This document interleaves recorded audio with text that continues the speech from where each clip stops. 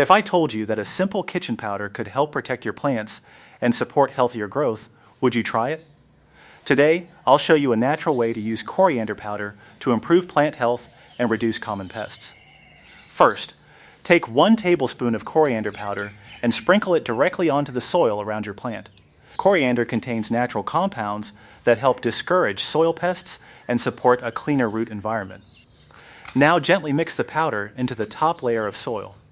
This allows the natural nutrients to spread evenly and reach the plant roots. After that, water the soil slowly.